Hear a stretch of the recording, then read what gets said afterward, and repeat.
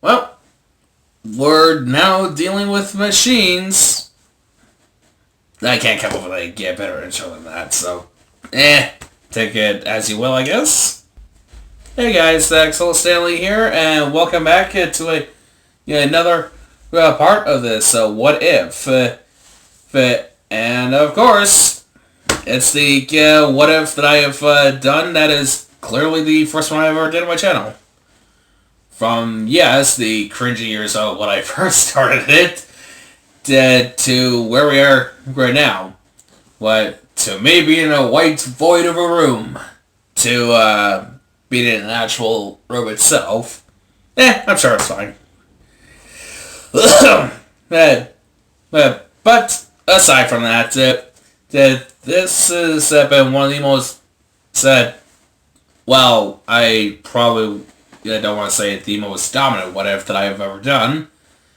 No, rather, it's my first what if that I've ever done, and hey, gotta keep pushing forward, right? I mean, we're not necessarily over yet. Introductions aside, though, what this is the what if that basically asks, what if Vegeta went to Earth instead of Goku? What I mean by that is what if Vegeta was sent to Earth in this case instead of Goku, which means that yes, we still get the planet Vegeta blown up, and instead of good old Kakarot who flies off to Earth, we get the Prince of all Saiyans, or in this case the last Saiyan. Now, I assume. Now, from the previous parts, if you are not caught up with the entirely yet, which, in that case, go to my channel and check out the playlist of the What If itself. In the last part, we saw Vegeta go all out as he becomes Super Saiyan 2,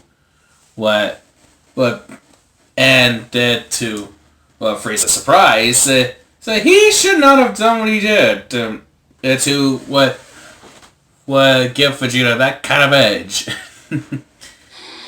But at the end of the day, Frieza met his demise, or at least in the last part he met his demise, and of course we saw the aftermath of it, which led to Vegeta going all the way to Yardrat, learning everything that he can from Yardrat, and then coming home to Earth like so. But Axel, what are the gate that you're saying that Vegeta went Super Saiyan 2 when he confronts Vegeta? Why is this? And in the last part, you mentioned learning about all those techniques from Yardrat. Why is that, Axel? Explain! For that kind of explanation, my friend, or angry viewer at watching at home, basically, the way Vegeta lost his mind, and basically went all Super Saiyan 2-ish, is because, at the time, Bulma was pregnant with the Vegeta's kid. Second kid, I should probably say. Yeah, because Trunks is still a thing. Yep. And Bola is a recent addition to this. So, hey. Yeah, there is that, and like I said in the last part, this is a new Vegeta we're talking about here. So, take the training that Vegeta has done so far with as much grain of salt as possible. With that being said, we're now caught up to what I assume to be the next part of our What If, which begins with the Vegeta, which begins with good old Vegeta meeting up with someone that looks like his son, but he claims to be from the future. But to which Vegeta can already tell that this is definitely Trunks, but much older, and is from the future. Is not very amazing. Hey, you can tell hello, your son. No, looks like we're older. Great. Anyways, future Trunks gives Vegeta the dire warning that in 3 years' time, a new threat will arise. The androids and such. And then with that, the kind of information given, of course, a cure for the heart virus that Vegeta may suffer in the future, where it's given that Vegeta promises that his son from the future, that he will definitely do what he can to make sure that whatever happens in this timeline does not happen. And so yeah, quick and brief introduction to Future Trunks. Not bad, and definitely not the worst thing ever. Or, well, there I go again. So anyways, so in the 3 years since then, Vegeta, Trunks, and Piccolo will have done the training. Vegeta even manages to show Trunks the ropes to becoming a Super Saiyan, but not Super Saiyan 2 quite like his dad yet, per se. Yep. And yeah. As time went on, they've grown their strength. They've learned a few things. So they've overcome each other's weakness and yada yada. And as for Bola, who was recently born in the last part, that does have the keen interest in training, but so Vegeta, as of right now, understands that she's a bit young to get in on this whole android action. Yeah, I mean, it's gonna be like 4 or 5 when the androids come into play. So in this case, she could just watch from the sidelines at the moment. At least have a childhood first. So the day officially comes. It's when our warriors go off to fight off against the androids. And of course, Bulma and Bola see see Vegeta and Trunks off, but before heading out, Bulma obviously being be careful. Let's say be careful to her 2 boys, well, husband and son. And of course, Bola being very supportive, saying that you can beat those machines and such. And with that, our warriors, which consist of Vegeta, Trunks, and Piccolo, fly off to where the androids are supposedly to be seen at first sight. But it soon later dawns on them that they can't sense any strong power levels, and that basically put one-on-one together and come up with 2, and realize that they cannot sense their energy. So, crap, what do we do now? What do they do now, per se? As they were thinking about to come up with a solution, they see an explosion in the city that's very easy to see. And they head off. But like so. And of course our warriors split off, and hoping to find the androids. However, in this case, it is Piccolo who finds the androids. And of course, upon realization of this, Piccolo refuses to be Yamcha, and basically sends signals that there was energy, like so, letting Vegeta and Trunks know that he's found them, so to speak. And yeah, with our androids found, and Piccolo not being Yamcha, doesn't matter anyways. Our warriors tell the androids that they are we're gonna have to go someplace where there are no innocent civilians. So like so. When they do go to the wastelands, where obviously no one can get hurt and stuff, Vegeta volunteers to be first. And of course, with the antidote taken and stuff. But the heart virus is not going to be a problem in this fight.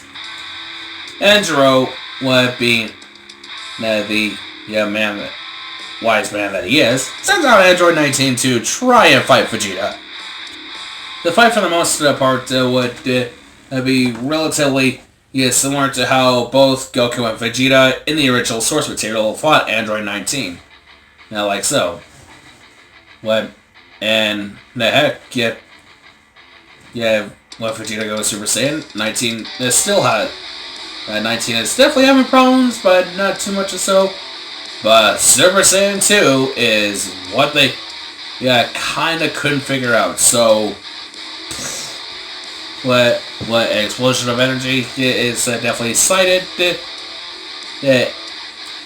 And Android 19, like this on the original source material, goes out with a big bang attack.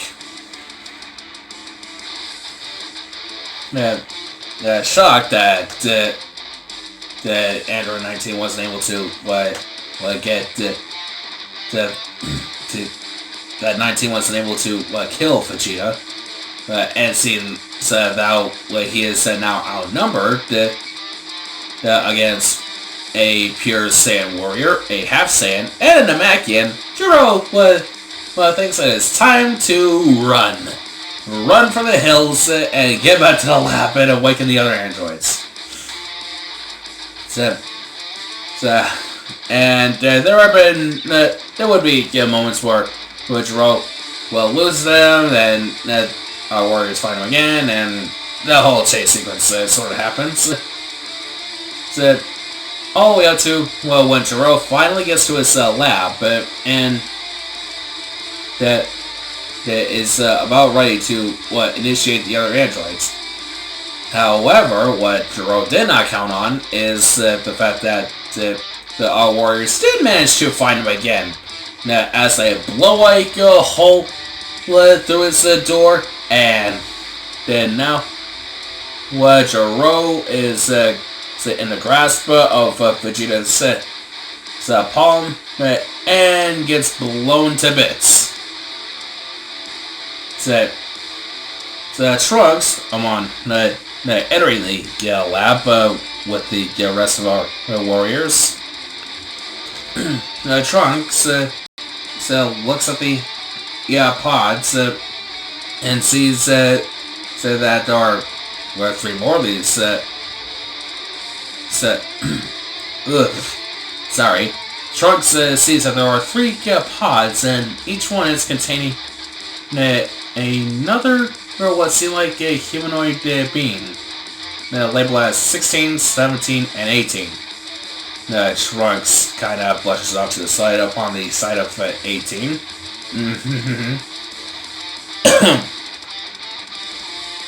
While even looking deeper, with Vegeta and Piccolo just prowling around, they would see that there is this test tube, being that is apparently looks like it's in development of a sort. It could be something, but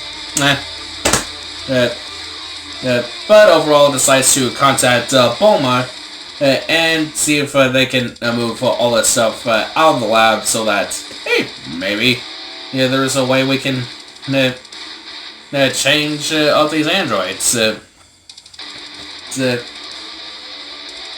Vegeta at first is kinda against this idea, but at the same time, he knows that someday there might be enemies that might have the numbers and the powers game.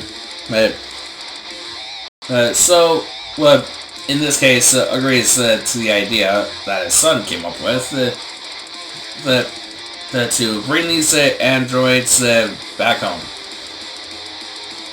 With our pods and test tube android that loaded up, along with all the other documents revolving around the androids, Vegeta at least gives the one last big bang before leaving,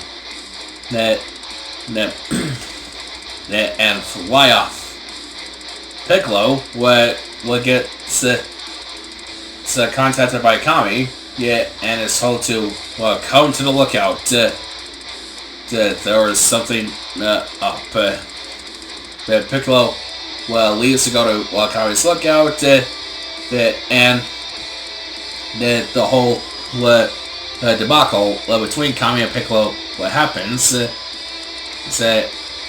And they get them, and from what Kami has seen, there was someone new entering the field, and it's definitely not friendly. Yet,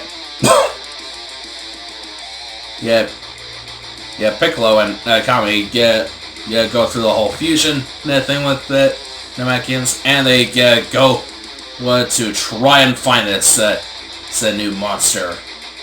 Where, like so. Future Trunks would finally arrive,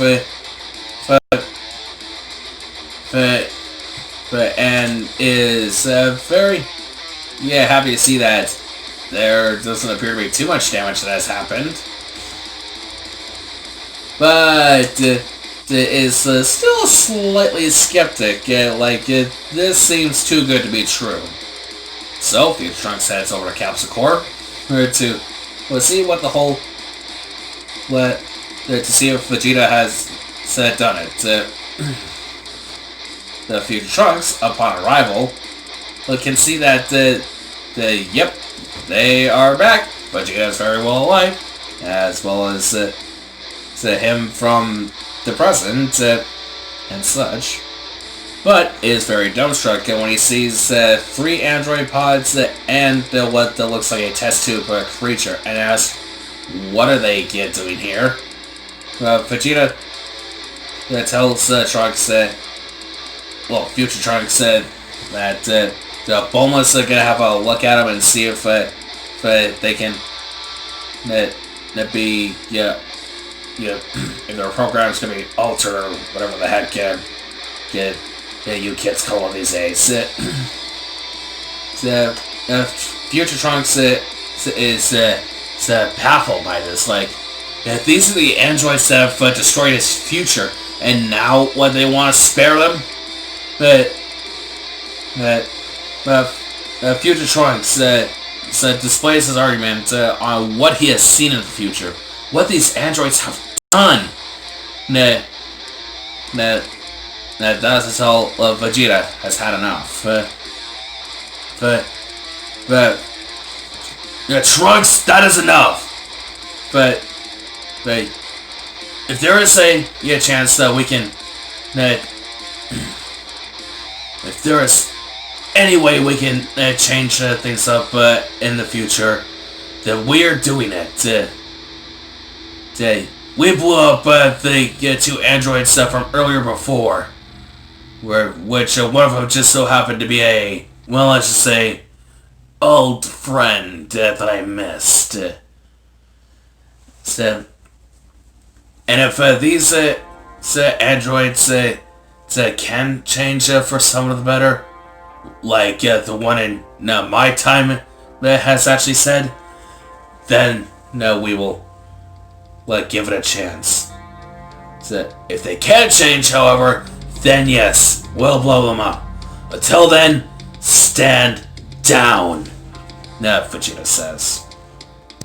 And so, with that, Future Trunks listens to his father from the present time, and just stands down. While his mother tries to work her magic on the androids, so with the protocols and whatnot. Meanwhile, in a distant city, which is kinda deserted, Piccolo arrives to where this monster was probably last seen at, and is given a chilling look as or at least a chill up his spine. Sorry, hang on. And Piccolo gets a chill up his spine when he sees what it is. So this new enemy is Cell, and he has come looking for the androids. And Piccolo is ready to. Piccolo gets into his stance, ready to fight to Cell. And that is all we got for this part of the moment. So, hey, we have... oops. Hang on. We have definitely reached the Android Saga, and we have reached a new path that could be interesting. And as far as so what we're doing in the story, well, it might be important for later part of the story. Yep. But that aside, though, what what did you guys think of for this story? I'm sorry, I got the giggles to myself. Give me a sec. With that, I hope you guys definitely enjoyed the video. Leave a like down below if you like this video. Share this video with your friends, along with the rest of the playlist that we have for this What If. Comment your thoughts down below. Subscribe if you haven't. Hit the bell icon to get the notifications for this channel. And I hope you guys will stick around for the journey. In the next video. See you guys.